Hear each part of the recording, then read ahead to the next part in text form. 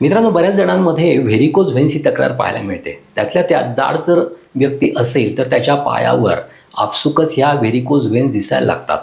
त्या स्पायडरसारख्या असतात, त्याचं जाळं आपल्याला दिसतं. काळ्या काळ्या किंवा निळसर काळ्या अशा व्हेन्स अगदी टरारलेल्या या स्वरूपात आपल्याला पायावर दिसत असतात.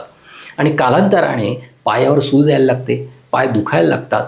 पायामधल्या वेदनाचं स्वरूप अतिशय ठसठस दुखणं, रग लागल्यासारखं दुखणं, अशा स्वरूपाचं दुखणं त्या व्हेरिकोज व्हेन्स असलेल्या व्यक्तीच्या पायामध्ये आपल्याला पाहायला मिळतं. मग या व्हेरिकोज व्हेन्स होतात का हो?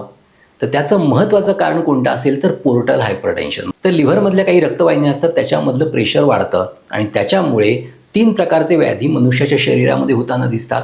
पहिला म्हणजे इसोफेजियल व्हरायसिस, म्हणजेच तुमचं इसोफेगस किंवा अन्ननलिका असते त्याच्या शेवटच्या टोकावर ज्या व्हेन्स असतात त्या टरारतात, अगदी व्हेरिकोज व्हेन्ससारख्या.